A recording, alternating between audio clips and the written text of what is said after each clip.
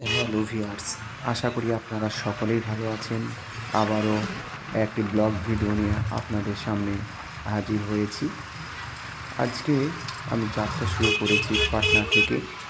পাটনারই পার্শ্ববর্তী একটি স্কুল, এর নাম হচ্ছে কেবি সহায় উচ্চ মাধ্যমিক বিদ্যালয়, শেরুলাপুর, শেখপুর। তো এইটা হচ্ছে শায়েস্তা নগর থানার অন্তর্গত। এই স্কুলে বিহার স্টেটের সার্টিফিকেট আনার জন্য যাত্রা শুরু করেছি। তো বিহারে রাস্তাঘাট খুবই সুন্দর। দেখুন, রাস্তাঘাটে যাতে জ্যাম না হয় তার জন্য বিহার সরকার কত সুন্দর ব্যবস্থা করেছেন। প্রচুর ওভারব্রিজ তৈরি করেছেন হাইওয়ের উপর দিয়েই। এই কারণে বিহারে তেমন জঞ্জাট নেই এবং সুন্দর করে রাস্তার দুই পাশে ব্যারিকেড তৈরি করেছেন সৌন্দর্য বর্ধনের জন্য। নানা রং বেরঙের রং দিয়ে সেগুলোকে সাজিয়েছেন। এছাড়াও দেখুন, এই সারা শহর জুড়েই সুন্দর সুন্দর ছোট ছোট এমনকি বড় গাছ দিয়ে সাজিয়েছে, যাতে করে শহরের তাপমাত্রা কিছুটা হলেও কমানো যায়। এই কথা ভেবেই কিন্তু বিহার সরকার এই গাছগুলো লাগিয়েছেন। এছাড়াও বিহারের রাস্তা তেমন বড় বড় বাহন কিন্তু দেখা যাচ্ছে না, কারণ এই সমস্ত রাস্তাগুলো যেহেতু শহরের ভিতরে, তাই এগুলো সব ছোট ছোট গাড়ি চলাচল করে। দেখুন, বাইপাস হয়ে আমরা যেতে শুরু করেছি। আমাদের যাত্রাপথ হচ্ছে শেরুলাপুর, শেখপাড়া।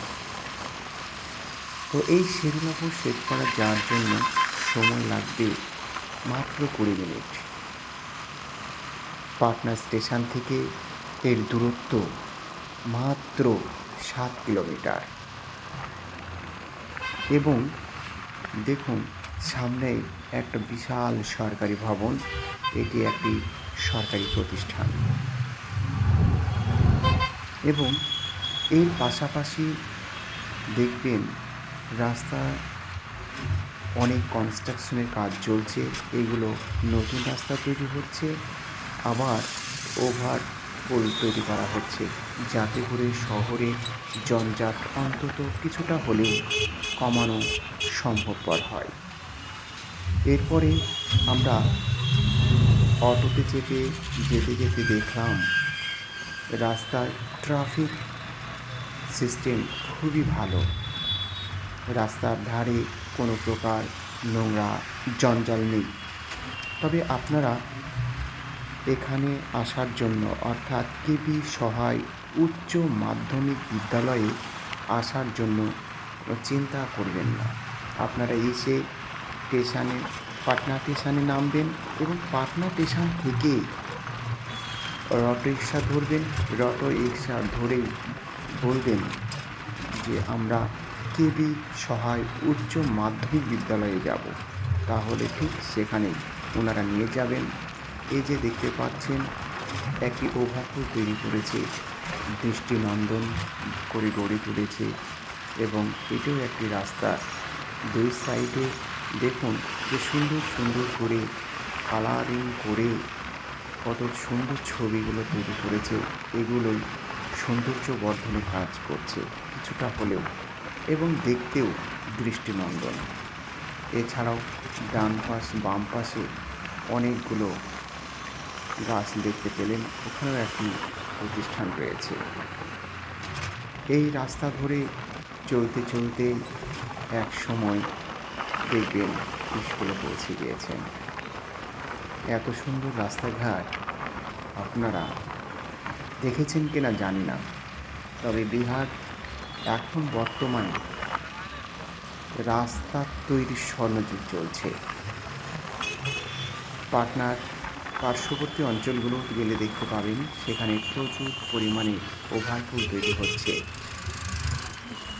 শুধুমাত্র এই শহরের মধ্যেকার যে যান্ত্রিক জঞ্জাল, যানবাহনের যে প্রচুর চাপ, সেগুলো কিছুটা নিরসন করার জন্যই কিন্তু এই পদক্ষেপ গ্রহণ করেছে বিহার সরকার।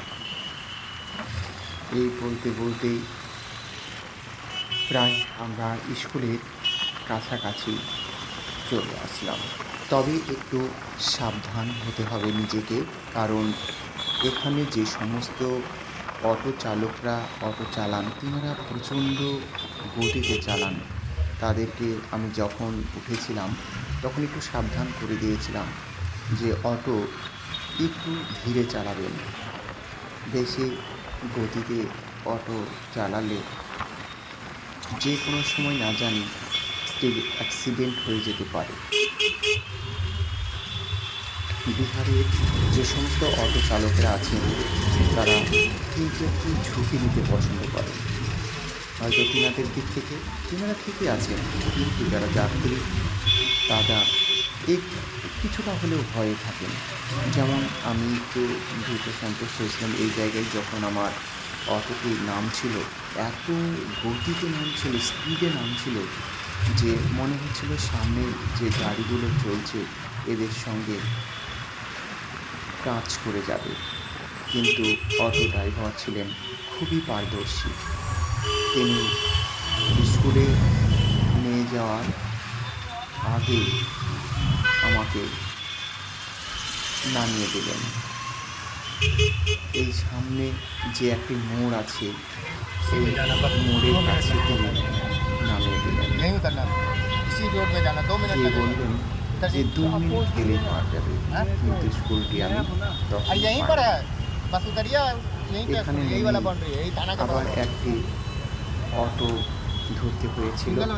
সেটি আমার নিজের ভুল ছিল, কারণ আমি প্রথমে যদি ওকে জিজ্ঞেস করে নিতাম যে আপনি কি শেরুলাপুর স্কুলকে কেবি